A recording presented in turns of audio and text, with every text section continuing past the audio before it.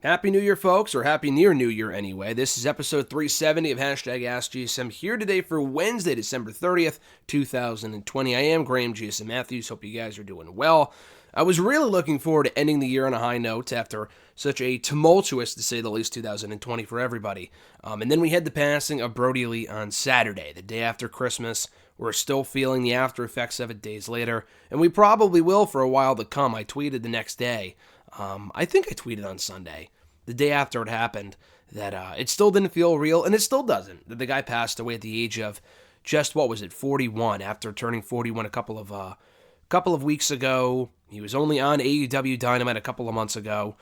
Very big fan of Harper, Brodie Lee, myself, John Huber, the person. An absolutely exceptional human being. And I've spoken a little bit about Brody in some recent videos, specifically in my Raw Talk review from yesterday, because both Xavier Woods and Kofi Kingston paid tribute to him on Raw Talk, which was cool.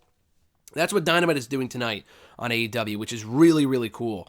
They're going to be dedicating every match to Brody Lee. It's going to be a celebration of his life and career, with every match, I think, involving a member of Dark Order, and I'm really looking forward to that. So it was a really, really just shitty situation.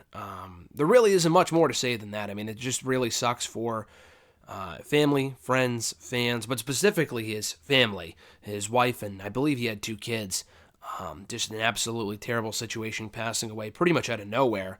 And I believe, from what I've heard, that they may have known how bad the situation was, and people knew that he wasn't doing well, people close to him. But it's just absolutely heartbreaking, and it makes me sad all over again just thinking about it. So I'm sure tonight's Dynamite is going to be a tough one to get through, as well as any additional tribute that WWE does. I heard they were filming some sort of a tribute video. I saw the graphic that they aired at the beginning of Raw, which was nice. They made references to him, the wrestlers did, throughout the show. I appreciate that. I'm not going to get all up in arms over the fact that, someone asked a question about this. I think it was John Ritland, that they didn't do a 10-bell salute or a video package. Listen, I wasn't expecting that stuff. The guy was in the rival promotion. He was in like a top guy in WWE. Should they have done more? Yes. Am I up in arms about it? No. I think they probably will do something additional. There have been reports from people who work there that they did film some content regarding in regards to Harper, Brody Lee, backstage at Raw on Monday. That'll probably air in a different format at some other point. So anyway, just a really terrible situation. So we are dedicating this, today's show, WrestleRant Radio tomorrow, to the memory and life of Brody Lee. Going to be talking a lot about Brody Lee here today. And tomorrow's WrestleRant Radio is all about the 2020 Year in Review Awards, which you guys have been voting on all month long, which I appreciate. We'll talk about Brody Lee at the beginning of the episode tomorrow, but today's episode specifically at #AskGSM will be largely centered and focused on Brody Lee, the impact he leaves behind, best matches, moments, kind of lesser important questions like what's next for the Dark Order. I had a couple people ask me that. We'll get to all of that. That shit doesn't really fucking matter at this point, but we'll get to it a little bit later on in the episode. So very much looking forward to talking a lot about Brody Lee here on today's show. If you want to send in a question to the show, you can do so by tweeting me on the Twitter machine at WrestleRant with the #AskGSM. Find me on Facebook as well, facebook.com/Graham.GSM.Matthews. Leave a comment on the post that I usually put up on Tuesday nights, if not on the wall itself. And last but certainly not least, drop your question down below in the comment section on this very video. I'll include your question in next week's edition. So again, this is the final episode of 2020. Unfortunately, I'm a little congested, so I apologize for that in advance, but let's get right into it. Starting with the YouTube questions. First, from No Laura from YouTube. They sent this in a couple days ago. What would be your top 5 best moments in wrestling despite everything that happened in 2020? Also, Happy New Year to everyone. Thank you, I appreciate that.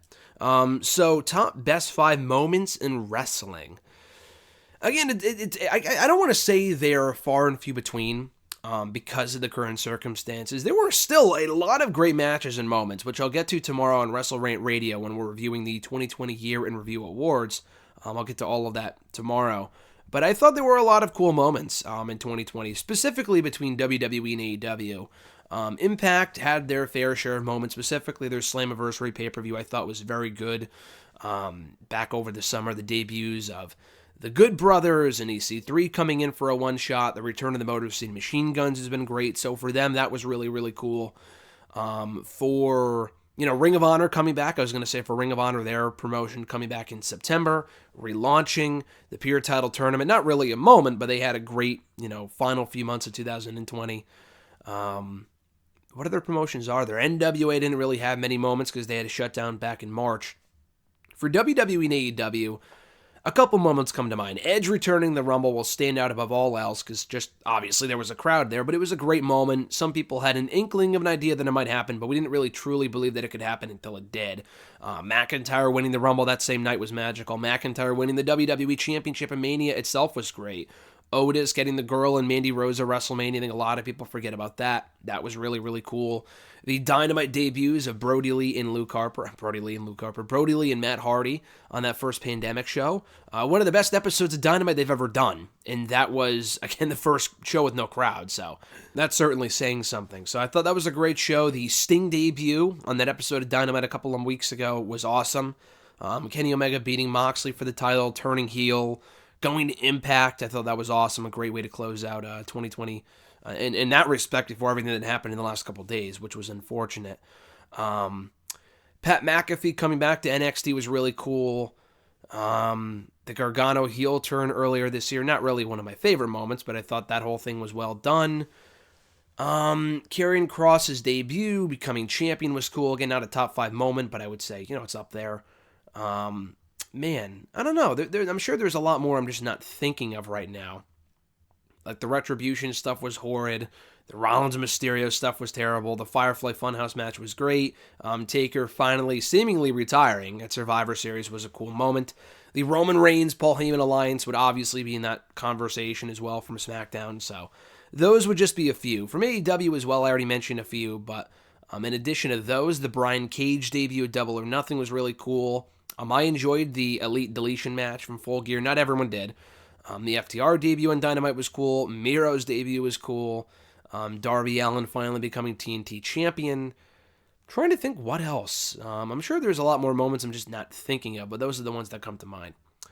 The second question from No Laura. Top 5 movies I'm looking forward to in 2021. It's a good question. Obviously, I feel like I'm giving the same answer that I did a year ago because a lot of the movies that I was looking forward to this year got pushed back to 2021. So that includes, and this is in no particular order, but any Marvel movie, Black Widow's coming out next year, The Eternals. Not 2 films I'm overly excited for, specifically Black Widow, but, I have faith that they should be good, just because they're Marvel properties. So I'm looking forward to finally getting more Marvel content in 2021, including the shows. I think WandaVision's going to be cool. The Falcon and Winter Soldier show should be great. What If should be really cool. I think the Loki show comes out next year as well. So I'm really looking forward to all of that, even though those aren't movies. As far as movies, the Godzilla King Kong movie that was supposed to come out this year got bumped, I think, once or twice. Looking forward to that next year. Spectre was probably my most anticipated movie of 2020, and then that got bumped as well, so multiple times. I'm looking forward to that finally coming out, if it indeed comes out. Venom 2 I'm looking forward to. Definitely Halloween Kills, Halloween 2 from the 2018 movie. Looking forward to that one. That was a fantastic movie. I was so bummed when that got pushed back. I think that pretty much does it. I'm sure there's more I'm just not thinking of. I think the second Space Jam movie comes out next year, I think. Looking forward to that. Yeah, those are the ones that just come to the top of my head. Again, there's probably more I'm not thinking of, but there's quite a few movies. There were the Matrix 4, I think, was already coming out. Or the Matrix 5, and then John Wick 4 should be cool, assuming that still comes out the same weekend. I think the Batman movie got pushed back to 2022, if I'm not mistaken. But yeah, there's a lot of stuff coming out next year, and hopefully it can come out and things don't get delayed further, but it all depends on the status of the pandemic and stuff like that. Elena the Y from YouTube, they said, met someone at the hospital I work at who watched AEW. We talked about Brodie Lee when he asked what happened to him and said that he was really liking his TNT title run. That was Saturday. So, of course, when I got home and I found out Brodie Lee passed away, and then they got home and found out Brodie Lee passed away. Maybe it was just that moment, but his death hit differently for most of the other wrestlers this year. And they continued on, one thing I keep pondering is what's going to happen to the Dark Order now. It felt like they were just waiting for him to return soon, presumably starting a Hangman Adam Page feud when he did. What do they do, or what can they do without him? I mean, yeah, I mean, like you said, the fact that you were just talking about Brody right before finding out that he died is just wild. I mean, that's crazy. I feel like we were all talking about Brody recently, just because, again, he turned 41 recently. AEW observes everyone's birthday, and everyone was kind of anticipating that he would be back soon, because the last I heard that he had an ankle injury. I don't know if that wasn't... Maybe they just made that up just to cover for the fact that he was really, really sick. And he never actually had an ankle injury.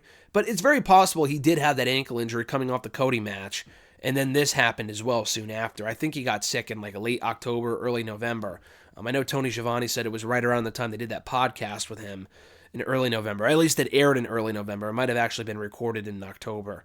But nonetheless, though, as far as, Brodie Lee is concerned, yeah, it's crazy just because, again, he was active on the show. The guy was only 41, really, really young. He's been a prominent presence, I mean, to a certain extent on WWE and now AEW TV for the last number of years, so it definitely hits differently than like a Rocky Johnson would. And all those guys were great. Pat Patterson was a huge loss. Howard Finkel. But those guys haven't been on TV in a long time, and they were also older. Brody was only 41. I mean, that's crazy. Shad Gaspard passing away earlier this year. Hana Kimura. Those were different as well. That was kind of a hard time as well. In late May when they both passed away in like the same week. That was kind of crazy, so... Yeah, with Brody, again, even unlike Shad, I mean, Brody was on the show every single week, and the circumstances surrounding his death were just completely terrible, but at the same time, though, it was just, at least the guy was literally just on the show 2 weeks ago, which is just crazy to think about. As far as what's next for the Dark Order, like I said earlier, a lot of people asked about this. It really doesn't matter at this current point in time, just because it's not really about that, but if we are asking questions... in regards to what's next for the Dark Order. I don't think they break them up. I really don't. I don't think they would, just because it's not like, oh, the leader is gone, there's no point for the faction. And to a certain extent, yeah, but it was more than just about that. I mean, Brody wasn't just a member of the Dark Order. The guy was the literal leader of the group. To just break the faction up, which I doubt they would do after devoting every match on tonight's episode of Dynamite to the Dark Order and to Luke Harper, the Exalted One, Brodie Lee, whatever, would just be weird. And I doubt they would do that. All these guys have gotten really close because of Brodie Lee this year as their leader. I doubt like Silver breaks out on his own. They want to break him off and do his own thing. That this would not be the time for that. Maybe down the road, but definitely not right now. So I think they just continue to exist in their current form. Clearly, they're going to have to change plans, assuming they were building to a Brody Hangman feud, because that was my guess. Because Hangman's kind of been around them for a while. Brody's been gone for a while, so I figured he would be back soon, feud with Hangman. That would keep Hangman busy. It would give Brody something to do. And I thought that would be really cool, and unfortunately, we'll never get that. So, it just, I don't know. I really don't know what they do. They probably will just continue to exist in their current form, pay tribute to Brody whenever they can. It's not like they're going to find a new leader, either. I mean, I think that'd be dumb.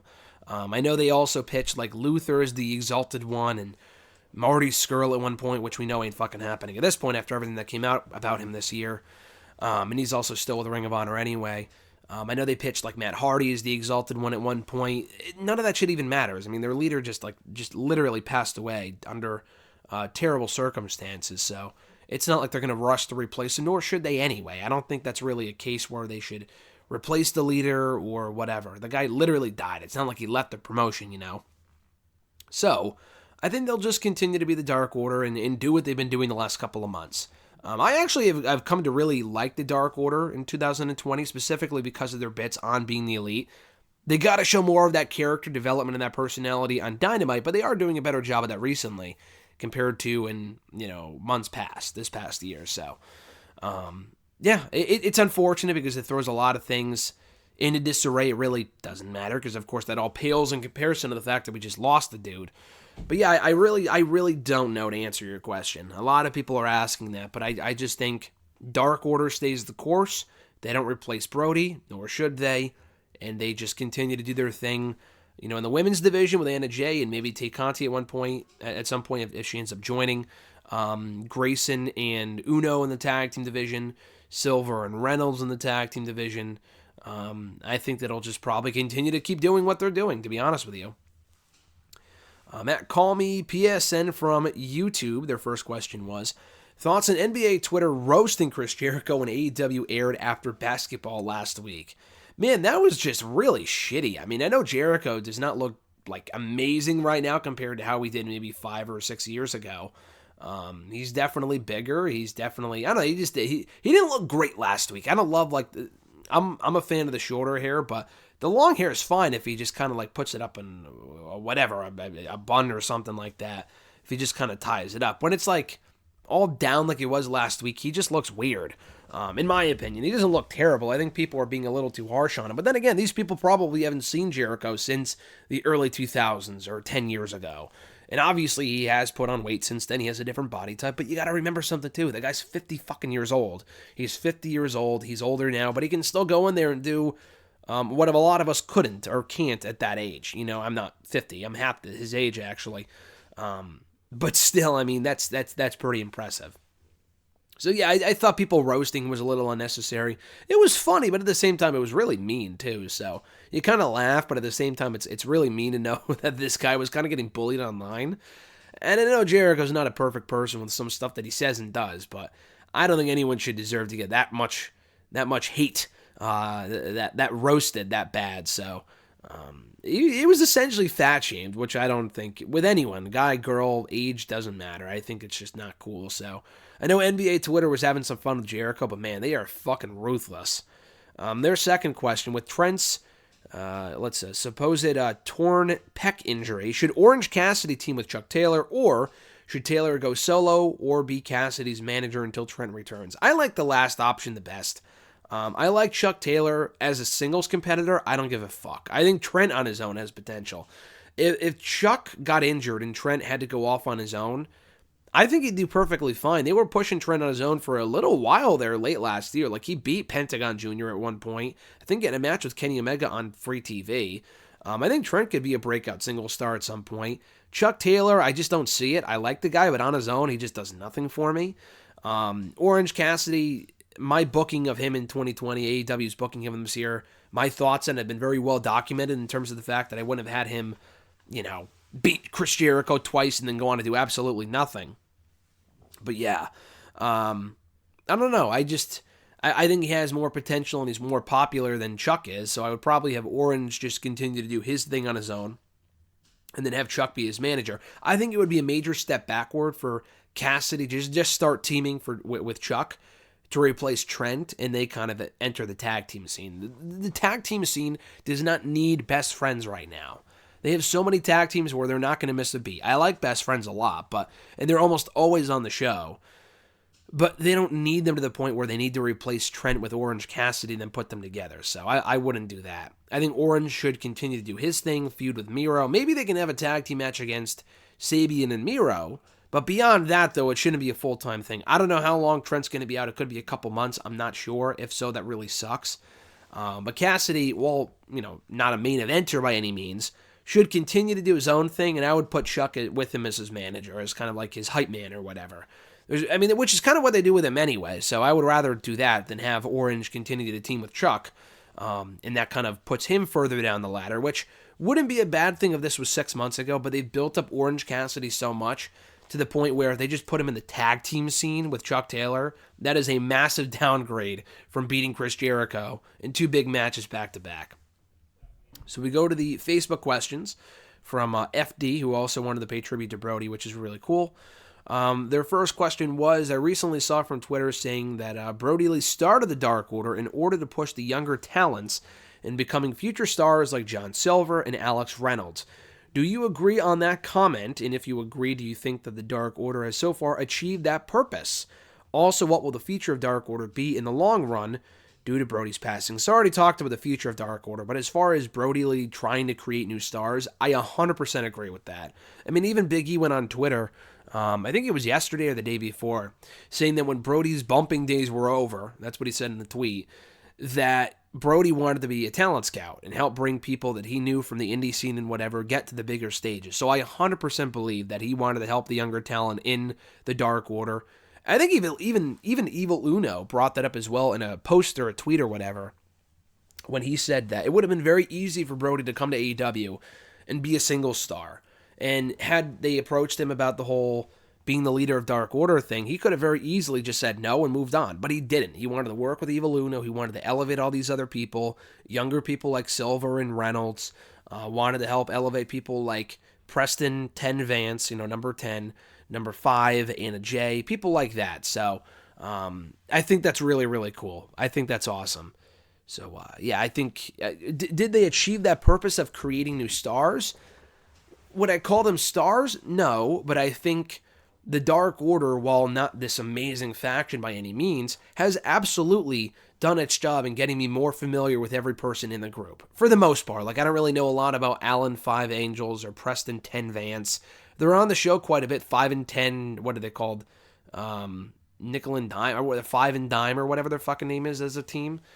I know really next to nothing about them, but Anna Jay has really benefited from her association with Dark Order. She's on the show as a constant presence. Had she not joined Dark Order, would she have been fine? Probably, but being in Dark Order has gotten her on the show a lot. Silver and Reynolds are obviously the biggest breakouts of that group. I think Evil Uno and Grayson are great as well. They've really grown on me in the ring and whatnot and as characters. Evil Uno has really benefited from that, as has Grayson. Especially from where they were when they first showed up with the whole Creepers thing, that shit sucked. The Dark Order has really helped them out a lot, I think. But yeah, Reynolds and specifically Silver are definitely more of stars. Not like stars, but they're more of stars than they were a year ago when they first joined Dark Order. And now Silver is like the highlight of the group every week on Being the Elite. So I think it's achieved its purpose in that respect. They weren't around long enough. They haven't been around long enough to really say, oh man, all these people are much better off than they were before. But I think everyone involved has benefited in some form or fashion. The only person I would say that it hasn't really benefited is Colt Cabana. That's just random to me. I'm not really sure where that was going or where it's supposed to be going. I have no clue. That just feels random and pointless and useless. Everyone else, though, I think everyone else has gotten more exposure and so far has benefited from being in the Dark Order, which is cool. His second question. AEW has just signed Brody Lee Jr. to a contract guaranteeing him a spot in the AEW roster once he has reached the minimum age required. Do you see Brody Jr. having a bright future and becoming not only an AEW star, but also a bright talent for the future of pro wrestling? Also, what do you feel AEW should do in ensuring Brody Jr.'s success in the pro wrestling industry? I did read about that AEW signed Brody Jr. to a contract. And, people might make jokes, oh, they're throwing money around for no reason, blah, blah, blah, and on fucking kids, who cares? I haven't really seen that, but I'm just saying in the case that people might say that, I think that's a really cool thing to do. It's literally no different than if just AEW continued to support the family following the passing of Brody, and they just help pay for things that they need and whatever. Stuff like that. It's literally no different. Like them saying that he signed a contract is really just helping this kid fulfill a dream because he's obviously a big wrestling fan.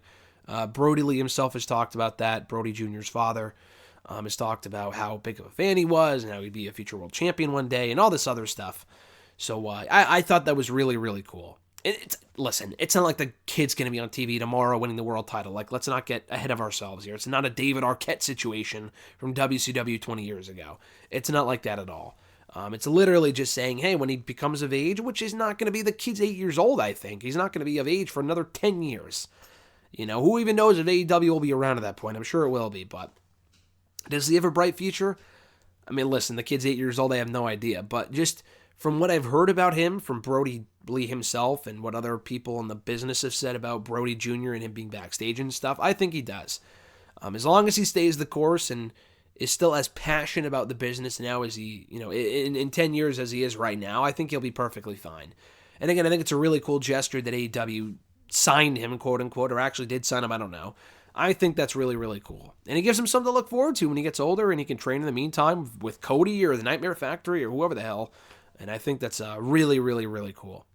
We get to the Twitter questions at MichaelNetwork6. What kind of impact does Luke Harper leave on the industry?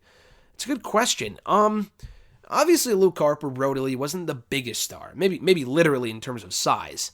Obviously, he was never a world champion. Could he have been a world champion? I'll talk about that later. Some people asked about that. Could he have been a world champion? Maybe. But, again, he wasn't like a Bruno Sammartino. He wasn't the Hulk Hogan, but he was still a star in many ways in that he was with the Wyatt family for a long time, broke out, had some single success, went back to the tag team ranks, had some success there, has had a very good run in AEW as the TNT champion, being the leader of the Dark Order. Didn't have this amazing 2020, but in terms of the matches that he did have, I think he had a pretty good year. Like, that's why I didn't put him in, like, my disappointed... I don't think I did anyway. If I did, I should probably take that back, not just because he passed, but because it's not true. I don't think Brody had a disappointing 2020. He did feel less special towards the end than he did at the beginning. But the Dark Order stuff, specifically in being the Elite, started to grow on me more and more by the week. He was a dominant TNT champion for as long as he held that title. And maybe they took the belts right off of him just because he did have an injured ankle or something. I don't know. I would have given him the belt a little longer than he had it.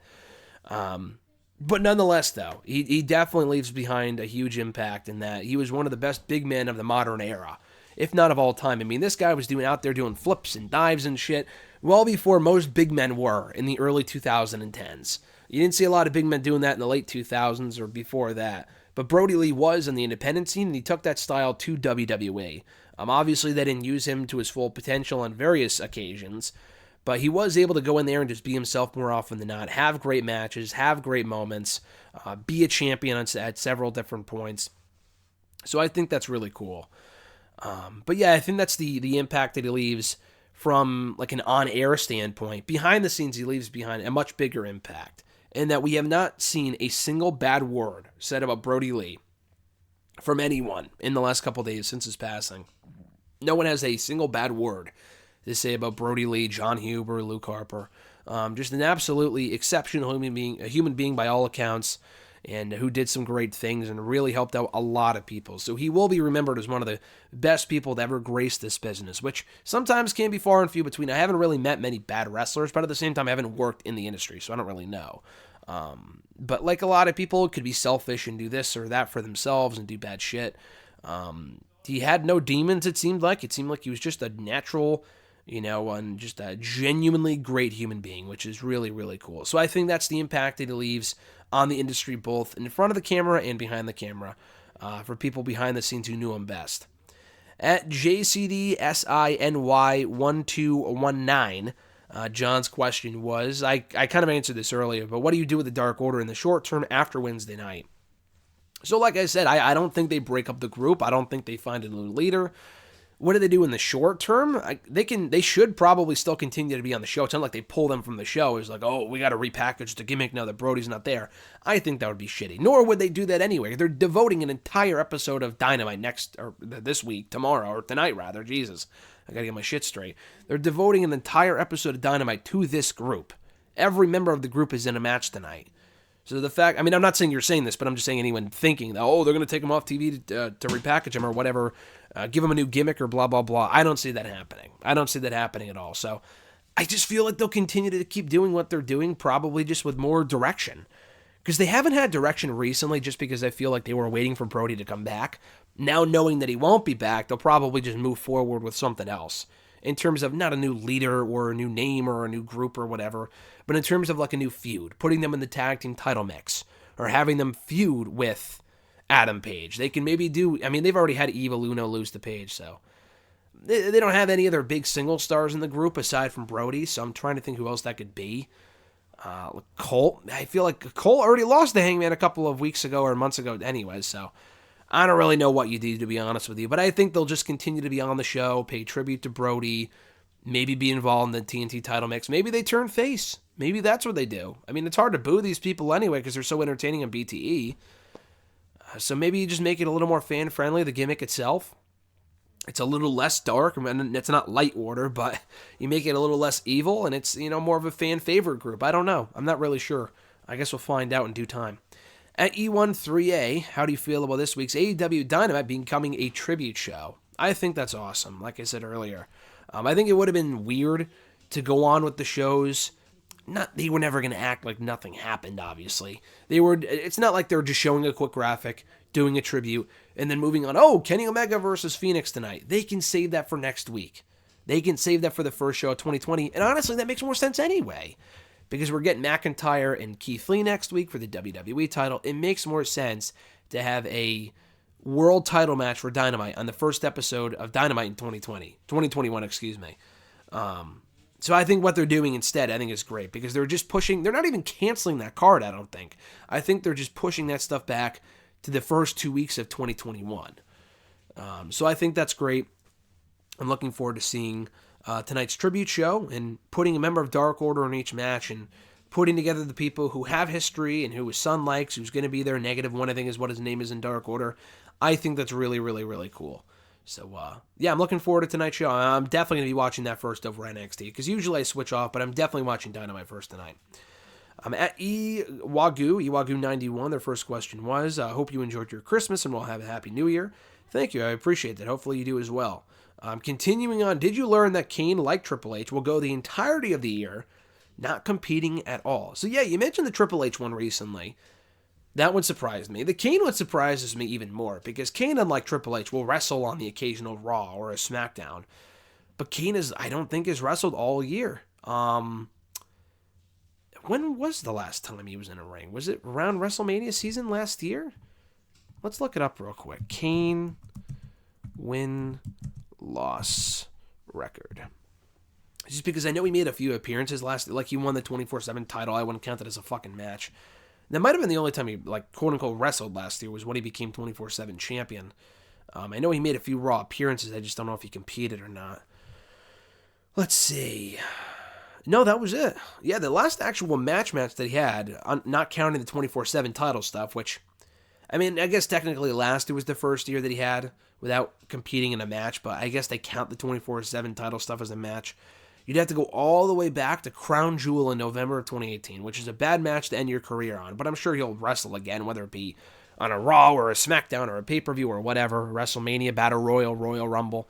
He'll be back at some point. He's just busy being mayor right now, but yeah, that is crazy, just because he is a lot like Big Show, and that Big Show will come back for the occasional one-off run on Raw and stuff like that, you know what I mean? So it is weird that he didn't wrestle all year. Big Show did. Big Show wrestled a couple times early on in 2020 in the first few weeks of the year, and then he also came back for another run in the summer when he feuded with Randy Orton for a couple weeks. So Kane, though, just did not wrestle at all. And then again, Big Show's not mayor. He's just out filming the Netflix shows and stuff like that. So that's a little different. Next question, also from Iwagu91. Had Brody Lee not passed away, would he have become AEW World Champion? That's a good question. Obviously, he came close at Double or Nothing. I still think they were going to do Moxley and Brody Lee at some point, just not there. They rushed into it because of the pandemic plans, and MJF just wasn't ready at that point. They were probably going to do the match there, as opposed to in August. He lost, as he should have. There was no reason to put the belt on him at that point. Could he become AEW World Champion at some point? Definitely. I mean, the guy was TNT champion for a while. They booked him really, really well in that role, albeit for a month or so, but he was really dominant. He killed everybody for a while. Orange Cassidy, Dustin Rhodes, Cody Rhodes. So I think that's cool. I thought he had a really good reign as TNT champion, even though it was brief. But yeah, I think he could have become world champion. Definitely. I think Tony Khan realized the potential he had that wasn't tapped into in WWE. He was being used well for the most part in AEW. Wasn't, a top guy, but I think he could have been promoted to that level beyond the Dark Order stuff, and really not looked out of place at all. So I think he could have. Would he have? I don't know. Could he have? I think definitely. Who do you see winning the men's and women's Royal Rumbles? I think I said this last week, and I'm going to change my answer. The women is still Bianca. I'm not deviating from Bianca. The men, I think I said Big E or Keith Lee. Keith Lee's still one of my top choices. Big E just won the IC title, so I don't see that happening. Daniel Bryan is now my new favorite to win the Rumble in January. I think it just makes the most sense from a storyline standpoint. He and Roman Reigns have been planting the seeds for a feud for a while now. It's WrestleMania worthy. We're not getting at the Rumble. My whole thing was, if we weren't getting it at the Rumble, which I thought we were, then WrestleMania is the next best place to do it. So I think that's what we're going to get. I hope he wins, and it's not Goldberg. I really hope it's not Goldberg. Goldberg, I don't want to say makes sense to win, but I'm fearing that he could and that he will, because he's going to face Roman at some point. It's probably not going to be at the Rumble, because Roman, I think, is still feuding with Kevin Owens. So we're not going to get that. But that would have been the perfect Rumble match. Roman versus Goldberg, and we're not getting it there, which makes me afraid that they're saving it for Mania. So I really hope that we're not getting Bryan in, Bryan and Rollins would be cool, but, Bryan and Goldberg winning the Rumble instead. I know he's never won it before, but like him winning the Rumble instead, no fucking thanks. No thanks. You could do that match without having him win the Rumble. I just think that story writes itself anyway. At E1-3A, their next question here. Since you've started watching WWE, what have been your best years? What have been the best years for Raw, SmackDown, NXT, and 205 Live? Bonus question, what's been the best year for WWE main event, and what was the best year for WWE superstars? It's a very good question. Good question. So, for those who don't know, I started watching in 2008. So, what was the best year for Raw in that time period? It's a great question. It might honestly be 2008, because 08 had like the Jericho and Shawn feud. That's when I became a fan of the product, when Regal was the GM. I love that shit. They did the Cena and Batista feud for a while. The last couple months, what did they do? Cena was out for a little bit. He feuded with Jericho. Jericho was killing it back then. So it might be a way. Let's go through each year for a second. 09 was not a great year for Raw. There was it was literally all about DX and Cena and Orton. I just was not a great year for Raw in retrospect. 2010 wasn't a great year for Raw. 2011 had its moments. 2011 was a good year at certain points, but there were other points where it was a shit show. So maybe 2011 just because of the Punk stuff in the latter half of the year. So maybe 2011. 2012 was a pretty consistent year for Raw overall, even after they went 3 hours. I mean, most people would say, oh, it became 3 hours, then it became a shit show. It was some weeks, but I think 2012 was a pretty good year for Raw too. So 2012 was good. 2013 had its moments of just where it was complete shit. 2014, same thing. 2015 was good overall, not great enough to the point where I would say it was like the best year for Raw. But it was pretty good overall, though. 2015 was good. 2016, again, had its moment, especially after the draft, but not great overall. 2017, from what I can remember, was solid. That was a good year, I think, for Raw overall. Not great, but good. 2018, 2019, and 2020 have just largely been bad. Largely been bad. I mean, they had their moments of good, but have largely just been shit. So, so it comes down to, what did I say? 08, 2011, 2012, or 2015. I'd probably rule out 2015. I guess 08. It might be 2008, and not just because, the earlier the better, but I don't know, there was just a lot of good stuff going on at that point. They were doing the Shawn and JBL stuff. That just started, even though that wasn't like great. It was what it was. I don't know. I just really liked Raw in 2008. I thought it was just a really good show for the most part.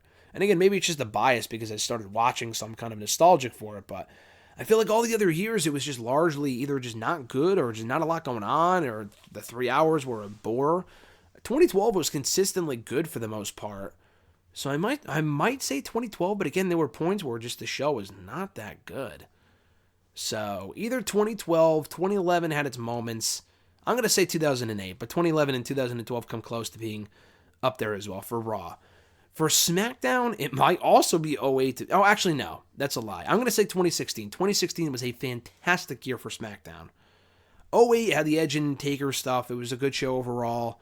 09 was Hardy and Punk. They had a really good feud that year. Again, had its moments, but it was only really good in the summer. 2010 wasn't good. 2011 was a great year for SmackDown. I remember that. 2011 was a great year for SmackDown. 2012, 2013, 2014, 2015, it just fell off a fucking cliff.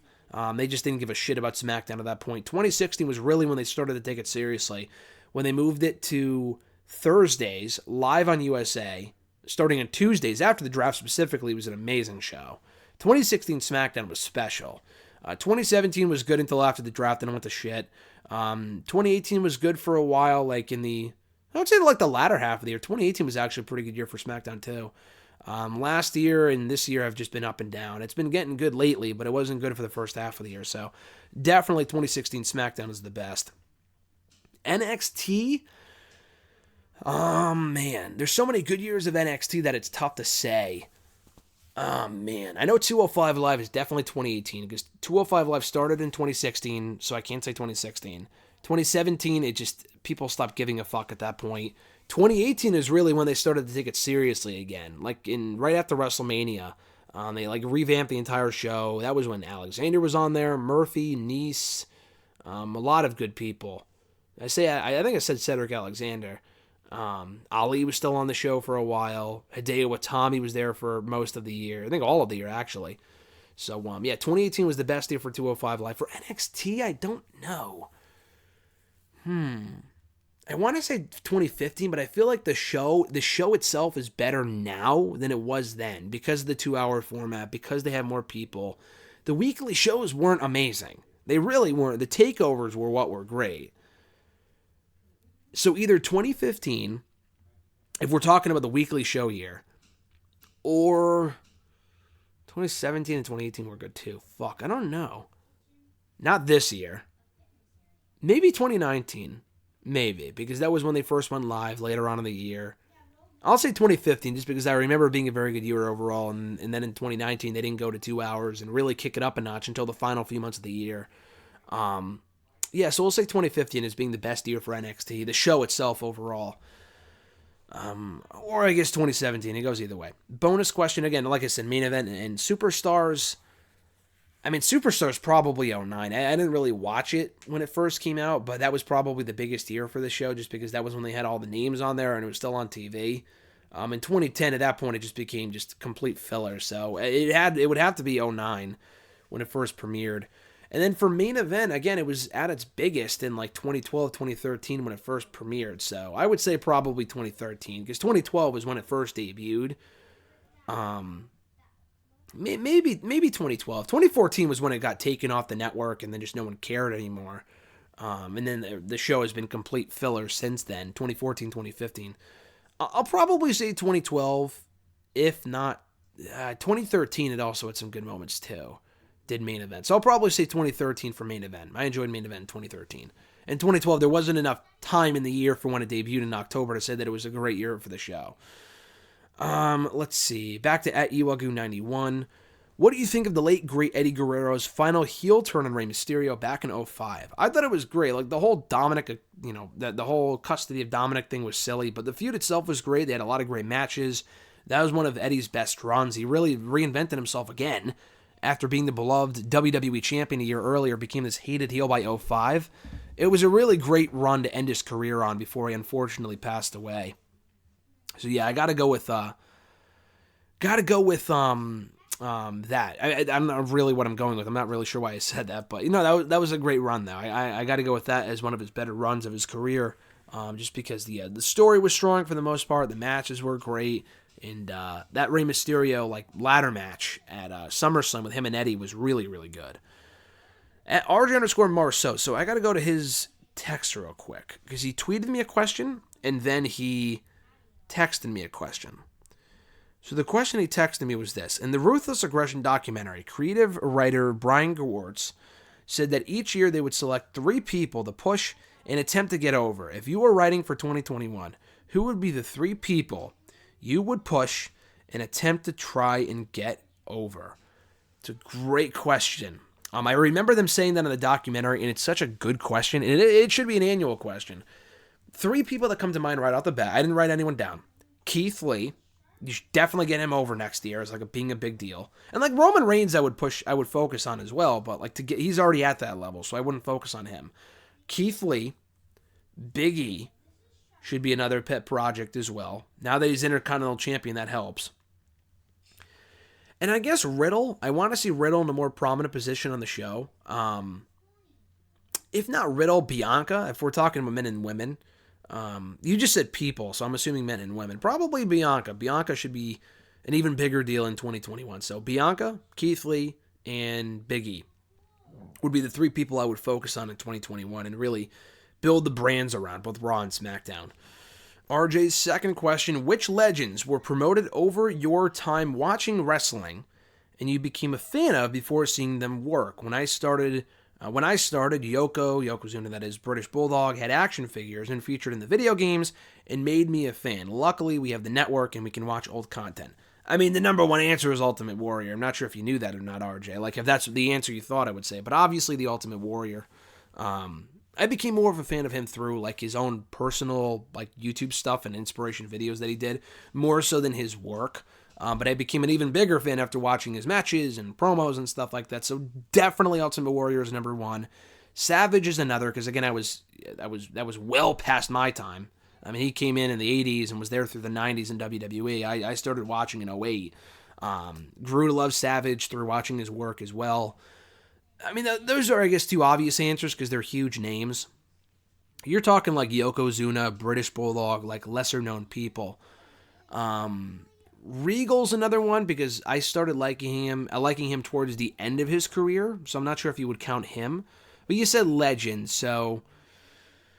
I'm sure there's some that I'm just not thinking of. Owen Hart is one I really enjoy.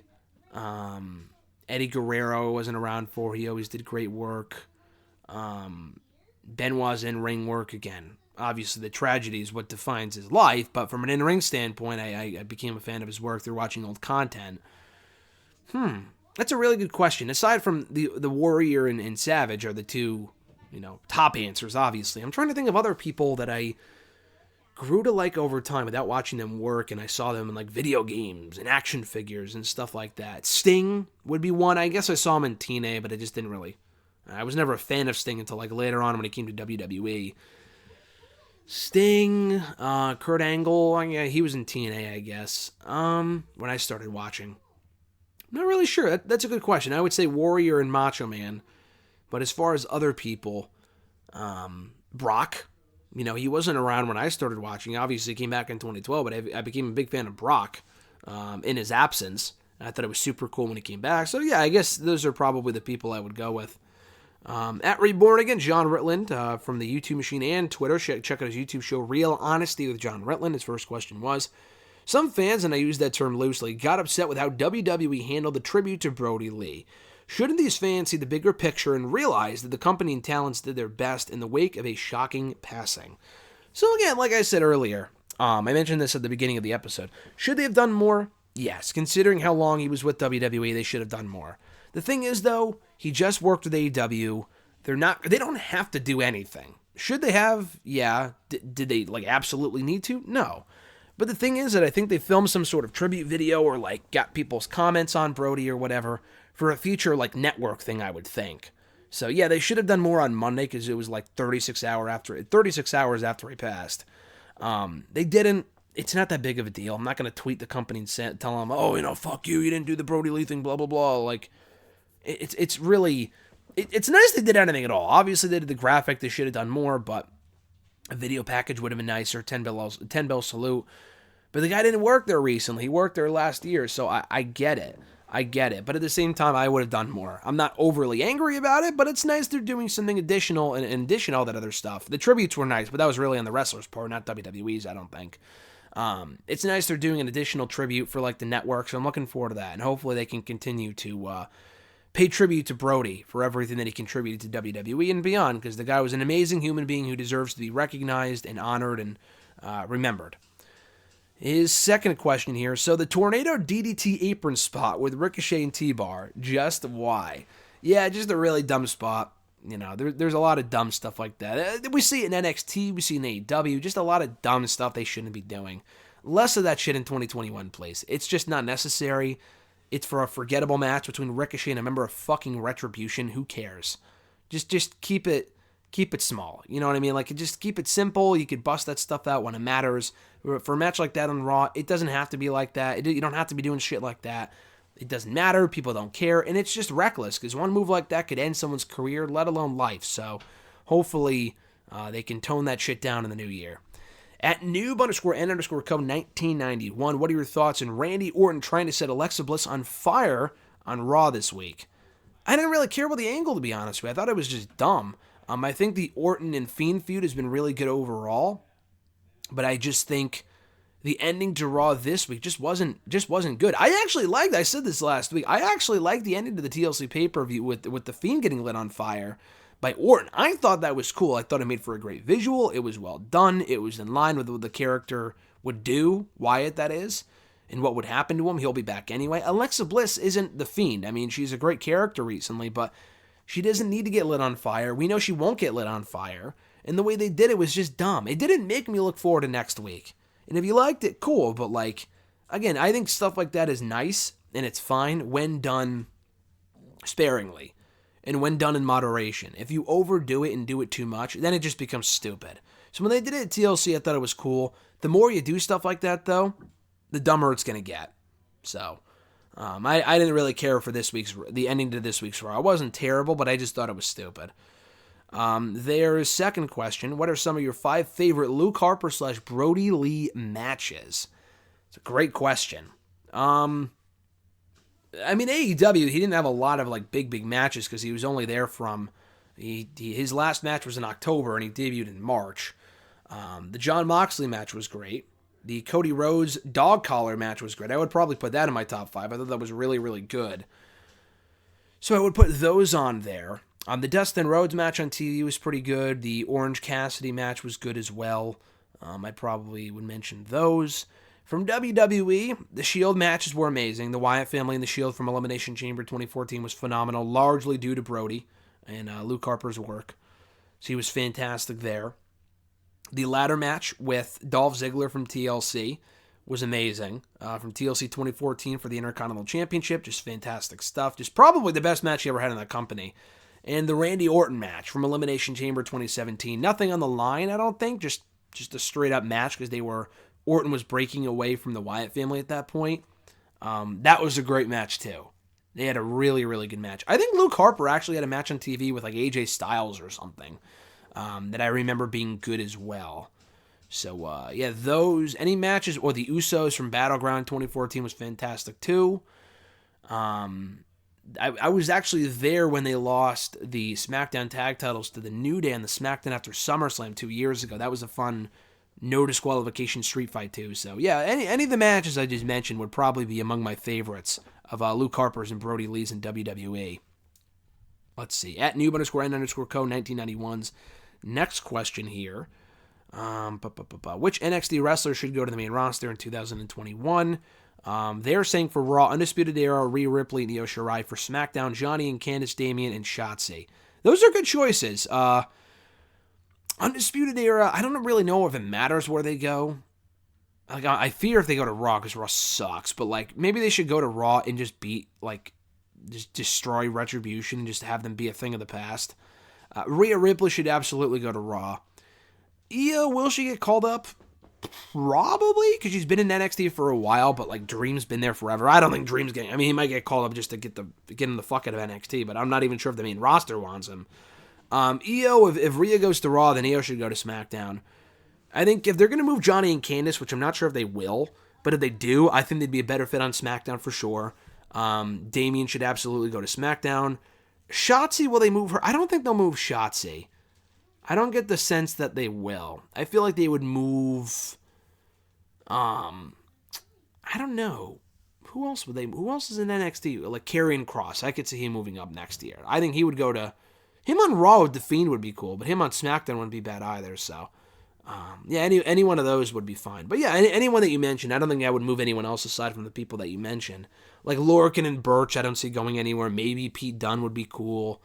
They could break up the Undisputed Era and have them go separately. That's also a possibility, although personally I wouldn't do that.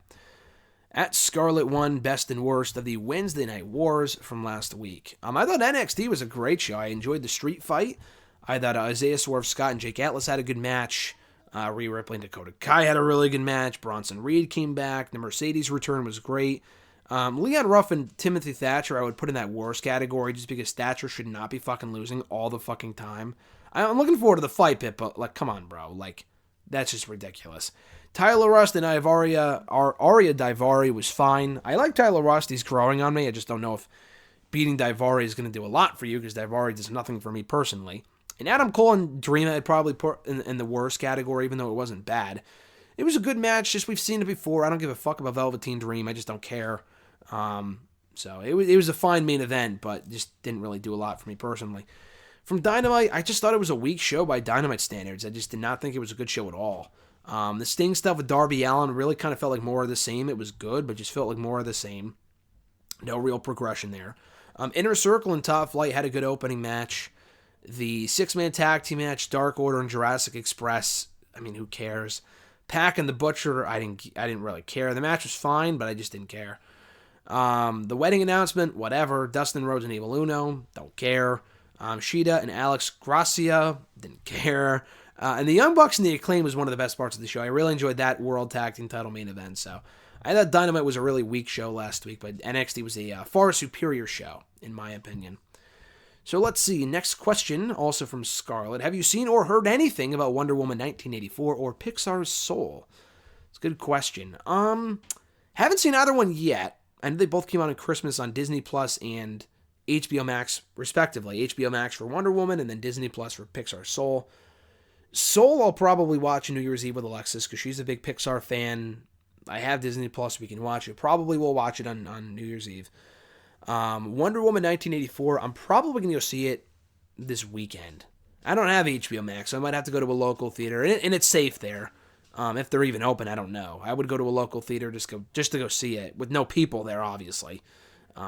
It would have to be just safe and whatnot. But yeah, I'll probably go see that just because I saw the first one. I didn't really hear a lot of positive reviews regarding the movie, so I'm not overly excited to see it, but it's a chance to just get out and do something. I don't really do a lot, just due to the pandemic and whatever, so I'll go see that, get some movie theater popcorn, stay safe, socially distanced, blah, blah, blah, and yeah, I don't have high hopes for it. And I heard Pixar's Soul was like also mixed reviews, more positive than Wonder Woman, but definitely not one of their best movies, I don't think.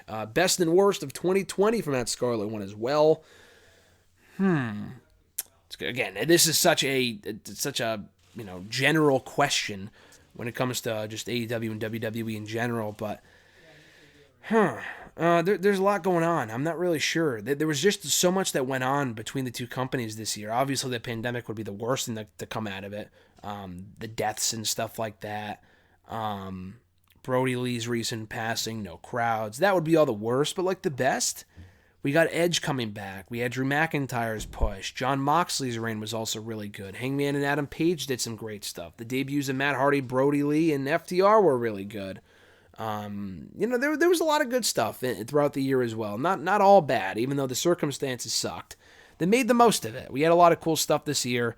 Definitely not the worst year in wrestling history. Maybe in terms of no fans, yeah, for sure. And rating-wise, for Raw, it's been terrible. But SmackDown's improved lately. Roman's heel turn has been a breath of fresh air. The Fiend stuff has been intriguing on Raw. Him and Alexa Bliss have been great. So it's not far from a terrible year for WWE. And AEW had a very good year as well. And final question from @Misdemeanor6 from Twitter. Their question was, with a very sad loss of Brody Lee at the weekend, over the weekend, where do you see the Dark Order going now? Are Evil, Uno, and Grayson going to take over the running of the faction? Uno can cut a promo, but I haven't heard Grayson yet, and both of them are more than decent in the ring. Again, to kind of close it out with the same question I talked about earlier, I don't think anyone's going to take over for the Dark Order. I think it's just going to be one, like Undisputed Era, there's no one real leader. I know Cole's kind of like the de facto face of the group, but I don't think they're going to take over as leader. I don't think they would do that as a disrespectful thing to Brody. Not that it would be disrespectful, but they want to pay tribute to him. He might still be Dark Order from up above, potentially. I'm not sure. I don't think they would say that on the show, but there's no reason to replace Brody. There's no reason to give someone the leadership roles. No one has to be the leader. It would help, but there's no reason to do that considering the circumstances of how Brody passed. So it's a terrible situation. Again, maybe the best thing to do is turn them face because people were cheering them anyway, and in light of recent events, it might be the best thing.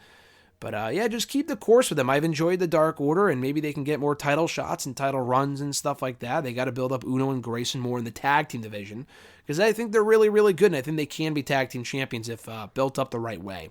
So we'll see where they go at Dark Order in the next couple weeks because tonight is obviously just a tribute show, as it should be, and I'm looking forward to it. So that's going to do it, guys, for episode 370 here today of #AskGSM for Wednesday, December 30th, 2020, the final episode of 2020. We're ending it on a high note, at least from this show standpoint. From the standpoint of doing this show, in terms of other stuff that's going on lately with like Brody Lee passing, it has definitely not been a great final stretch of the year. But hopefully 2021 is a lot better. And I thank you guys for always checking out the show, supporting the show, stuff like that. I appreciate it. If you want to send in a question to the show, you can do so by tweeting me on the Twitter machine at WrestleRant with #AskGSM. Find me on Facebook as well, facebook.com/gram.gsm.matthews. Leave a comment on the post that I usually put up on Tuesday nights, if not on the wall itself. And leave a comment on this very video. I'll include your question in next week's edition. So with all that being said, we're kicking off 2021. All new episode next Wednesday, first one of 2021. Looking forward to it. Looking forward to you guys checking it out as well. And 2 big interviews coming up in the next week before then. One this coming Monday, and then one next Friday. Both have already been conducted or in the can, but no official announcements until the next couple of days, so keep an eye out for that as well. Thanks so much, as always, guys, for checking out the show. Again, very much appreciate it. I appreciate all your support throughout 2020. It's been a great year for the show, a great year for me personally as well, so I appreciate that, despite everything going on right now in the world, and very much excited and looking forward to 2021. Happy New Year, guys. I'm GSM Matthews, and I'll catch your ass down the road.